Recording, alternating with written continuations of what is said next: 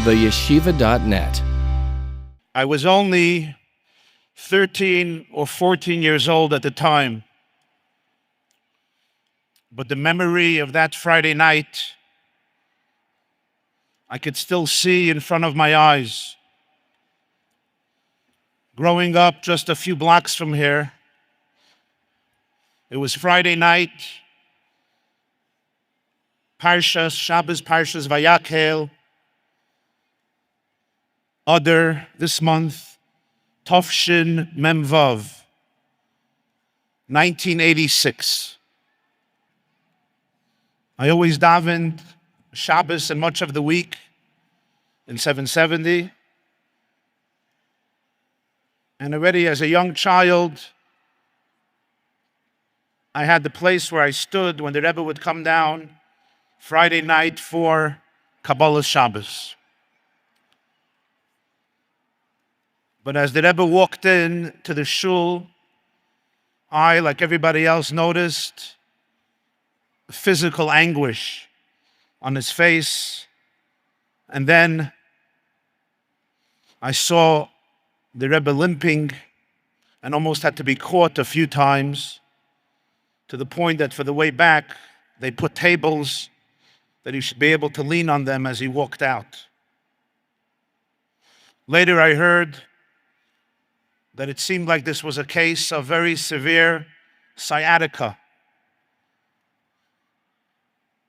Those Faken Yidin gedacht, whoever endured sciatica and a severe case of it, could know the physical pain.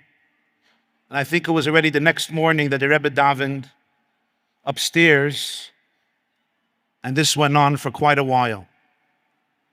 But that Shabbos was also Shabbos Mevarchim. So the Rebbe came down to Fabrenk, and it was not easy to watch him coming down and reaching his place at the Fabrengen. As a young child, a bacher actually, shortly after Bar Mitzvah, I didn't understand much. I still don't understand much. But it was very obvious that at least from a physical perspective, the Rebbe was in tremendous, tremendous pain. I asked myself, what's the Fabrengen going to look like? Is the Rebbe going to do a very, very short Fabrengen? And it was already later years, the Rebbe sometimes would Fabreng much shorter. Maybe he'll do a very short Fabrengen, it's Shabbos Mevarchim, so the Rebbe will want to say something and Fabreng, but we'll go up earlier. I was just thinking to myself, I didn't know. But every step, literally, you could see every step was koruch. The Yisurim Rambam, it seemed excruciating. And as somebody who never saw the Rebbe like that, certainly not in public walking into shul, would usually walk in with his full malchus and glory and atzilus, it was very, very difficult. Some people connected it at the time. Shortly before that began the court case of the library of the Svarim of Agudas Chasidei Chabad. I don't know, that's beyond me, what the connection was, what the cause was. But then the Rebbe started to Fabrenk, and it was the Shabbos of the Siyum Rambam. This was the second Siyum Rambam. The first one was Yud Aleph Nisan Tofshin Memhei, 1985, exactly 40 years ago. This was the second Siyum Rambam, which was Adar Tofshin Memvav, 1986, Vayakhel. That Fabrengen turned out to be one of the longest Fabrengens of those years. And if I'm not mistaken, the Hadran on the Rambam, that I still remember parts of, went for an hour and a half. And when the Rebbe got into the Rambam, suddenly all the pain, the anguish that I observed the night before and just a little while earlier as he walked into the Fabrenge, it was literally, you looked at the Rebbe's face and you can experience a mayen olam haba, a tainug ha'atzmi ha'bilti murkav, as much as the human eye can perceive, a bliss, as he analyzed and dissected the opening halacha of the Rambam in one of the timeless classic hadronim of the Rambam known as the Tofshin Memvav Hadran, explaining the first halacha and the other halachas, what is Yedias Hashem? And For a 14-year-old, you have to understand, it wasn't just an impression. Suddenly I saw, wow. It was literally as the Rebbe went into the Rambam, like everything was forgotten. He was living in the world of the Rambam, of the Mishnah Torah. And as the Rebbe developed the Siyum of the Rambam and the Hadran of the Rambam, the end of the Rambam, especially the beginning of the Rambam, you could viscerally feel the excitement, the joy, the ecstasy, and the celebration. You saw that the Rebbe himself was in a completely different world. Reminds me, in parentheses, very powerful lesson I once heard from Rabbi Leibel Groner, Zechrona Livracha. He said that it was the last few months, it was Tovshin and Beis. I think it was the month of Cheshvan, Kislev or Tevis, shortly before the Rebbe's stroke, and they said the Rebbe told him one day in his room, he says, "As ich effen a Gemara is mishver zen hagos habach." When I want to learn Gemara, it's hard for me to see and read hagos habach, which is very small, which was the Rebbe's way of saying that he needs somebody to help him with the eyes, and that's when the Rebbe went to an eye doctor. Rabbi Groner wanted to tell another part of the story, the Rebbe's conversation with the eye doctor.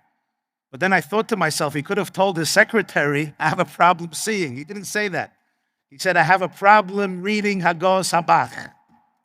That's my challenge, that's my problem. So I saw that viscerally that Shabbos. But there's one thing in that Sikha that I want to share with you today on the opening of the Rambam. As you know, the Rambam opened up every one of his 14 Svarim with a posuk. And it's always interesting to note which posuk he uses. And the Rebbe would discuss these psukim frequently. What's the opening posuk for the opening of the Mishnah Torah? It's a pasuk from Tehillim Kuf Yutes, right before the introduction of the Rambam. Remember the pasuk? Oz loy evosh bahabiti el kol mitzvosechel. Then I will not be ashamed and humiliated when I gaze, when I look at all your mitzvahs. And the Rebbe asked, why did the Rambam choose this pasuk as an opening for the Mishnah Torah? True, it mentions all the mitzvahs. Much of Kuf Yutes mentions all of the mitzvahs. But the Rambam uses this word, I won't be embarrassed. Why should he be embarrassed? Why would anybody be embarrassed? What's the pusha? Almost a pusha. What's the busha? What's the shame? And how does this shame get refuted and healed through apiti al kol mitzvah? The Rebbe's answer was, and I'm going to use my own words a little bit because I want to try to explain it lefi ani izdaiti, the way I understood it or I understand it today, is the Rambam single-handedly wanted to change the landscape of Jewish scholarship, of Jewish learning, and therefore of Jewish history. It's hard for us today to appreciate it, but it's important to understand this. When the Rambam was living, the Rambam was born in the year Daled Tov Tzadik Hey, 1135. Some say 1138, but approximately that zip code. In Cordova, in Spain, Erev Pesach. The Rambam passed away 1204. Dalet, Tov Kuf Samach Hey, Chav Tevis, of course, in Egypt. In the Rambam's lifetime, you didn't have a work that organized Yiddishkeit in any conceivable way. If you wanted to have a full perspective of halacha of Torah, as the Rambam says in the introduction, you had to learn through Bavli and Yerushalmi, the Midrashim and Tosefta and Mechilta and the Braises, and Sifra and Sifri, and all the Tshuvas of the Goinim and the Rabbanon Svurai, of course, besides Torah Shebeksav. And then you can have the full picture, and how many people in a generation can do that. And the Rambam wanted that every Jew should have a kinyan in Torah. Every Jew should have a full vision and perspective of the entire body and experience of halacha. What is Hashem's vision? What is the Torah's vision for the world? And for this, the Rambam literally had to take everything and begin almost from scratch to categorize. And on his own, he divides halach into 14 svarim, 14 categories: Mada, Ava, Zman, Noshim, Kedusha, Afla, Zroim, Avodah, Karbonis, Tara, Nezikin, Kinyam, Mishpatim, and Shoftim. Each one encompassing Achun Vei, that this is the applause, but okay. Encompassing 83 halachas that go into those 14 svarim. This was not just an achievement, it was an extraordinary historic achievement. As he puts it, kekatan kegadol. I want a sefer that takes the whole Torah Shebaal Peh, the whole halacha, and organizes it in a way that when you go from the beginning till the end, you have a full picture of every single halacha min HaTorah, min Divrei Sofrim, and min Hagim till the Rambam's age, on every subject of life that Hashem addresses. And nothing is excluded. Not the halachas of the Beis HaMikdash, not halachas of Mashiach, not Sheva Mitzvahs B'nai Noach, not Emunah and Hashkafa, not things that seem completely irrelevant at that time. The same seriousness that the Rambam discusses when it comes to the halachas of Shluchim or Shutfin, Niskei Mammon or Gnevo, Gzela, which are always relevant, is the same meticulousness when he's describing the Seder, the time of the Beis HaMikdash, when he writes about Tumas Tzaras, Metame Mishkav Moshev, Hora Aduma, Ubechanuni no bezois, that anybody who learns Rambam seriously, unfortunately, when I was growing up, there was an expression, I don't know if they still use it in yeshiva, I didn't do Rambam yet. Do. How do you do Rambam? I didn't do Rambam. But that wasn't the purpose. The purpose wasn't to do Rambam. The purpose wasn't even to say Rambam. Okay, maybe it's a zeiches, and it's like debates on the Kaira, fine, zeiche lechurban. You want to have a zeiche for Rambam, so you do Rambam. That was not the point of the Rambam, and not the point of the Rebbe and his takana of the Rambam. The Rambam, just like the Rebbe, felt the truth, and it's a truth you could still feel today. Baruch Hashem, we live in a generation where there's endless classes of Torah, svarim printed on every subject of the world. Between MP3s and podcasts, between live shiurim and virtual shiurim, in almost every language, on so many different platforms, in every country, anybody could learn whatever they want, and people are learning Kein Yirbu Malach Haaretz, Kein Yirbu Oid Void. People in recent years began learning Bavli and Yerushalmi, Halacha and Midrashim, Kabbalah, Chassidus, Machshava, Tanakh, in ways that were maybe unprecedented in previous times because of the tremendous accessibility. But one thing you still see, and that is, somebody once said in English, people today are reading more and more about less and less. People know the price of everything and the value of nothing. Sometimes you meet people, B'nai Torah, they graduated 17 years of yeshiva. And if you have kids who survive the system, you know that takes a lot. They learned a lot. Yeah, whatever they learned. We're talking about guys who are serious. But then, you want to see if they have a grasp of Kol HaTorah Kula. They don't. There's something missing. There's a clarity that's missing. There's a broadness that's missing, an expansiveness.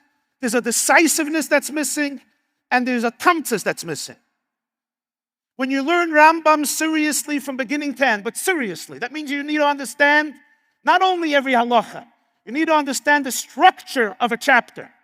The Rambam didn't only want to give people the whole halacha, he wanted to teach people how to think, how to build ideas. Hilchos Shabbos, 30 chapters. Why 30? Why not 20? Why not 40? The Rambam built. He took a subject.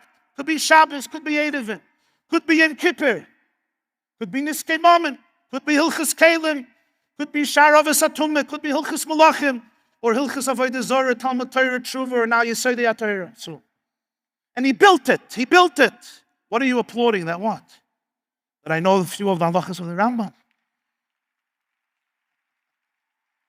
Okay? I'll say, no. Auf dir gesagt geworden euch.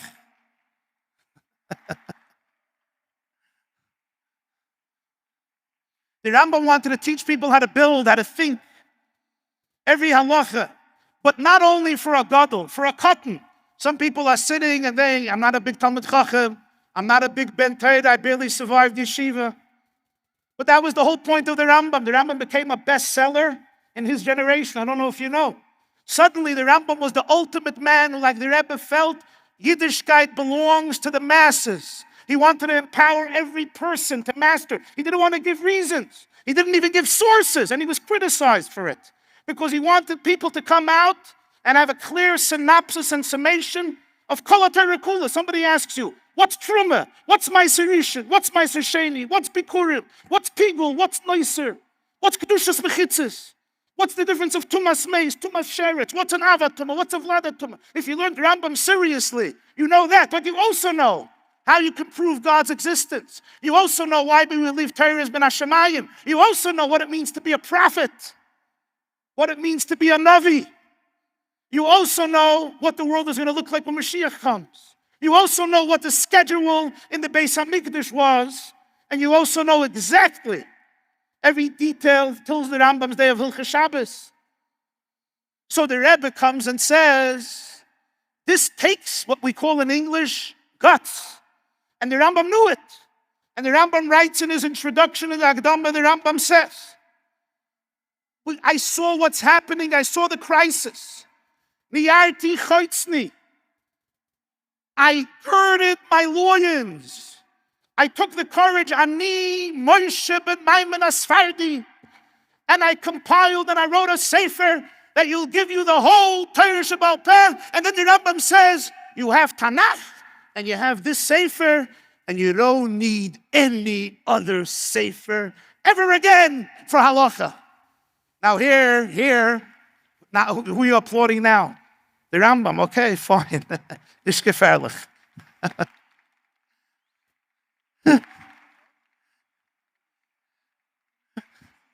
It sounded interesting. I was just quoting the introduction of the Rambam. In honor of the Rebbe, please do not disturb.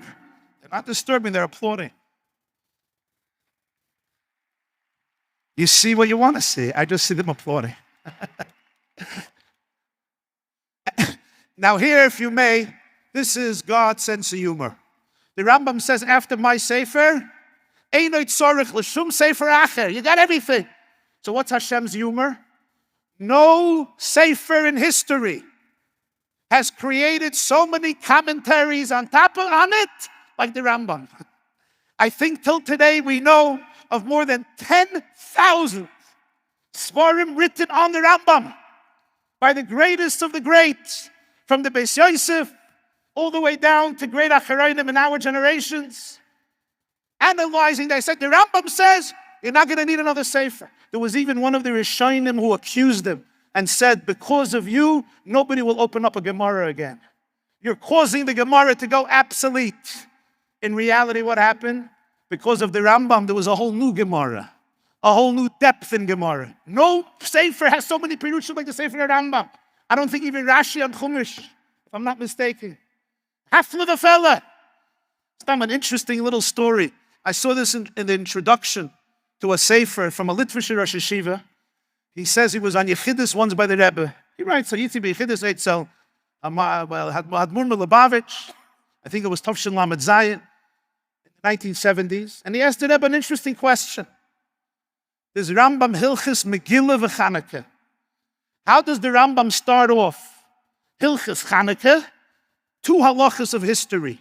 B'mei Bayis Sheni, Dua Malchei Yavon, Pashtu Yodam B'mamoinam U'b'bnei Seim. He goes through the whole history of Chanukah briefly. He speaks about the war, the miracle of the menorah, U'mipnei Zeh, and that's why that's why they made the 8 days of Chanukah, Shetchilason B'chavekes.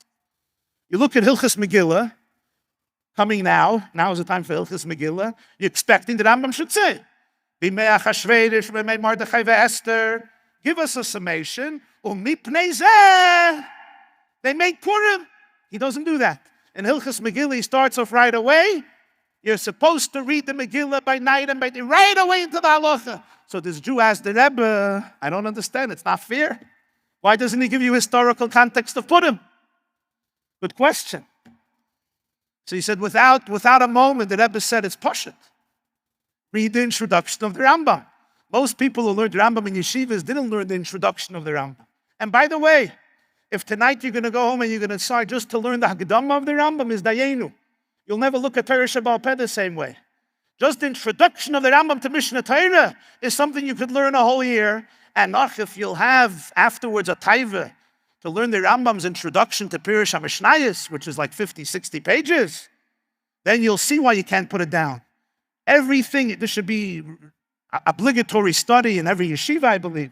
The Rambam's Akdama to the Yad and to the Pirush HaMishnayos, because you can't understand anything of the whole structure of Torah Shabbal Peh works without it.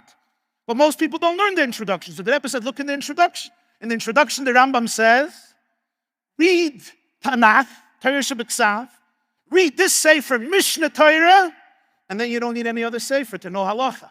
So the Rambam expected that before you learn Mishnah Torah, what do you read first? Torah Shebeksav.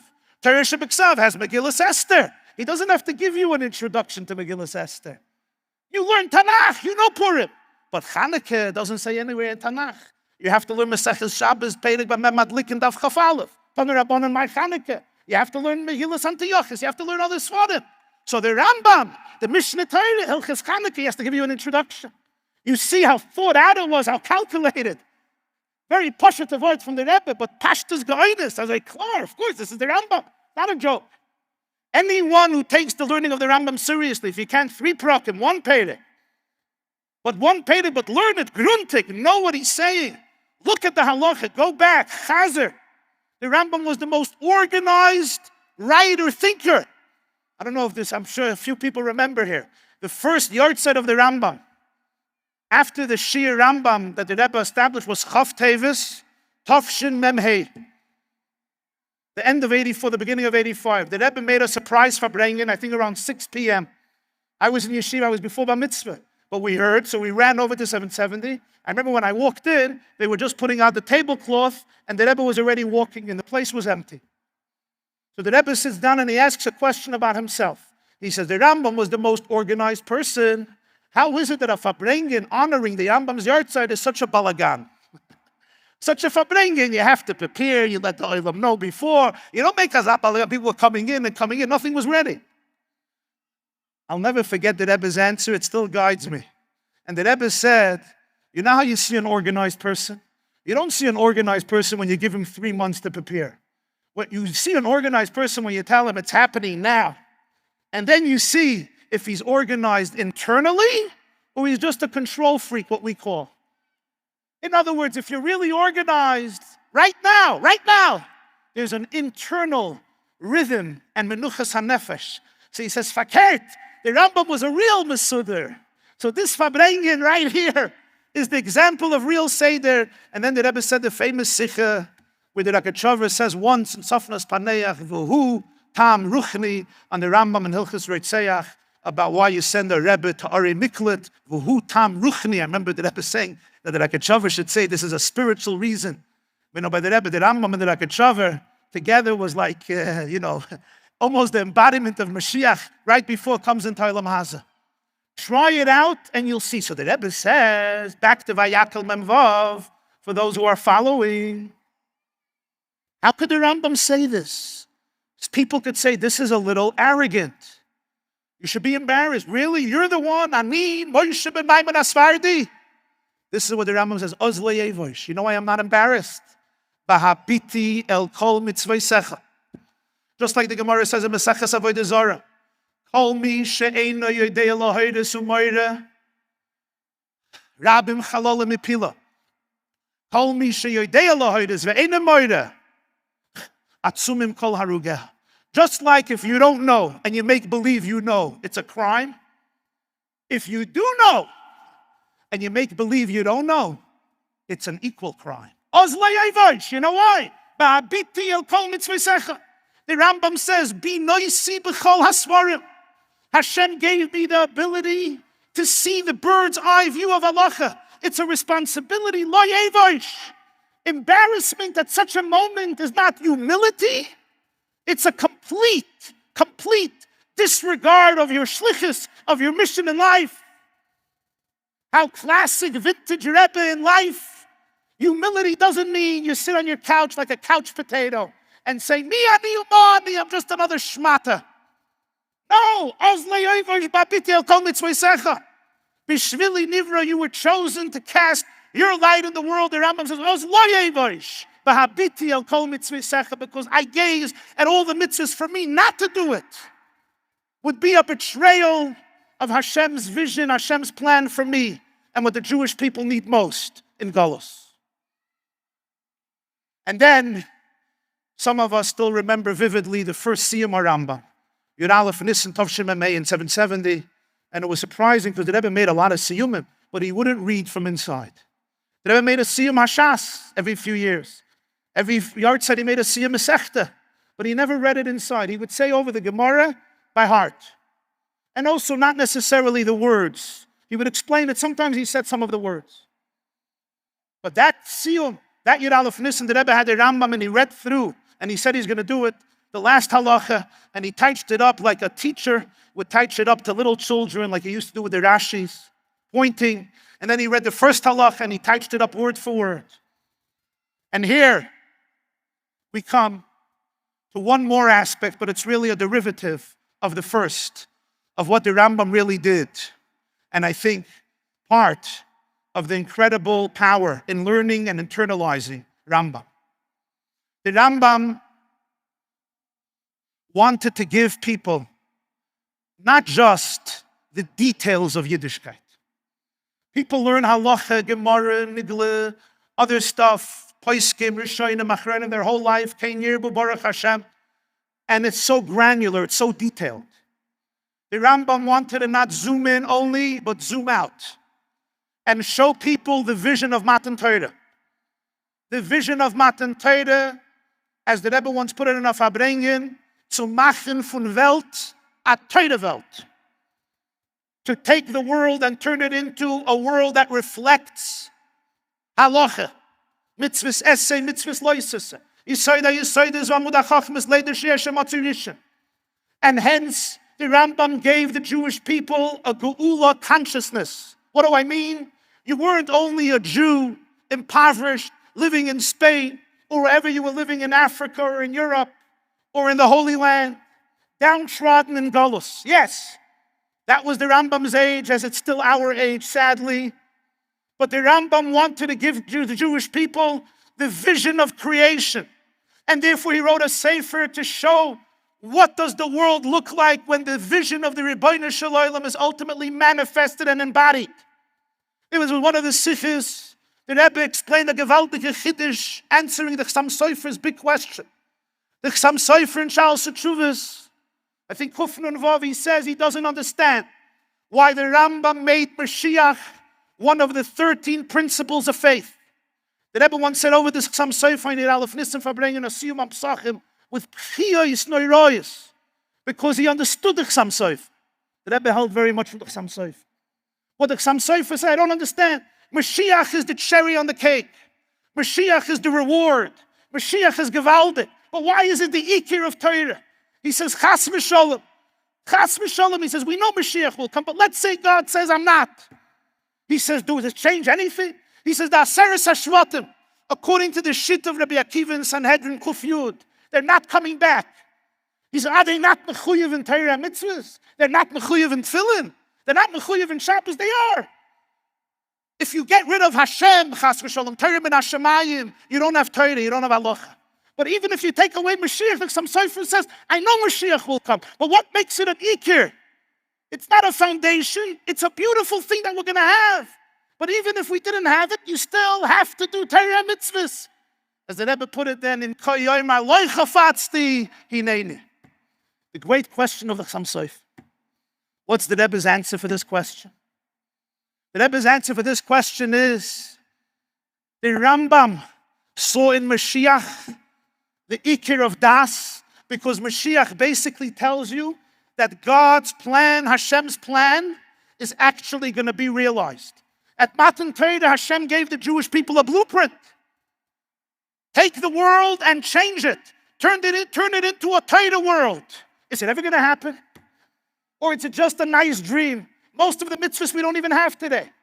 Hilchas Mashiach by the Rambam is essential to Yiddishkeit because it basically means the vision of Hashem for the world is happening. It's going to happen. It's real. Jews are changing the world through Torah and mitzvahs. And that's why the Rambam holds that Mashiach doesn't have to make miracles. It's not a little detail. If Mashiach has to make miracles, it means you don't believe in the power of Torah and Yiddishkeit to create the world of Teva according to the Ratzon HaBorei, which is the whole vision of Matan Torah. And therefore, the end of the Rambam, according to the Rebbe, is not just beautiful things that are going to happen in the future. It's the summation of halacha. It's the concretization and embodiment of the divine vision for the universe happening in real time and real space. When he says, "U'ba'osei hazman, lo yiyasham, lo yirav, lo milchama, lo kina, lo tachrus, sha'atov v'tiyah mishpas harbe v'chol ha'ma'adanim mitzuyin ka'ofer." And by the first Siyum, you know what the Rebbe said on these words? Everybody learns the Rambam. But we just heard the Siyum from Rav Reitwurst, and it looks like beautiful words. There won't be hunger. There won't be war. That's nice. There won't be jealousy. There won't be competitiveness. Why? A lot of goodness. All the delicacies will be as common as dust. It looks a little redundant. So the Rebbe said, no. Listen. Lo yirav v'lo milchama. There won't be hunger and war. There'll be so much good. I won't be hungry, you won't be hungry. We won't have to fight. But we could still be jealous. Just because you think billionaires are not jealous of each other, they're more jealous of each other.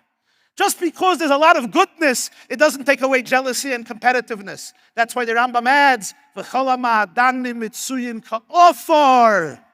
you say by Bir Chametz Ka'afra Da'ara. It's going to be there, but it's Ka'afar. It's meaningless. So you're going to get jealous that you have more sand in your sandbox than me? Explains Rav and Milchama. Hamadanim Mitzuyin Kafur explains Kina v'Tachrus. Das is abgeteicht der Rambam. Now people always learn the Rambam and said, which world is he talking about? But look at this world. Look at this world. Everybody is worried. AI is taking over the world. Artificial intelligence in 20 years, will anybody have a job? So the Rambam says, no, you'll be out of jobs. Solar energy, lo yirav, lo milchama, lo kinu. So what's yeah? Lo yiyeh esek kol ha'olam ela, lo das es Hashem bilvad. AI can't experience das Hashem. Yidiyas Hashem is ha'adam yoda es chava. Tanya Peter Gimel, his kashrus, his chabrus, the visceral experience of Hashem. Lo das es Hashem bilvad. When the Rebbe Rashab said, I sit in my room and I open a Likutei Torah, is Yedaitiv Hayisiv. AI can't do that. AI can take care of everything else. A Bacha told me the other day, he says, that's going to be boring. I said, no. The moment you will experience what Das Hashem is, any bliss you ever had in life is not even of a fraction of this, because it's the source of all bliss. And then finally, as we live in a world where sadly, the great tragedies of our times,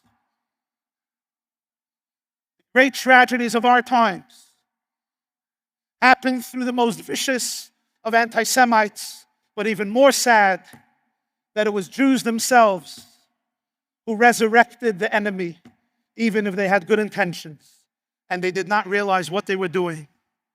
They did not realize, as a Navi Hashem pleaded with prime minister after prime minister after prime minister after prime minister, with every man of influence in Israel, every concession of territories, even talk of concession, every compromise, every demonstration of weakness is not creating peace. It's creating a Pchia L'Doros, a catastrophe of generations. And it's here again where the Rambam can heal the Jewish people and heal the world. Because the Rambam was telling the Jewish people, Oz leoi evoish, ba'habiti el kol mitzvaysecha, Stop being embarrassed with who you are, with what you are, with what your vision is. Speak to the world the truth. Tell them that this is one piece of land that the Creator of the world gave to His eternal people as an eternal inheritance. It's not even ours to speak about, to negotiate, to give away.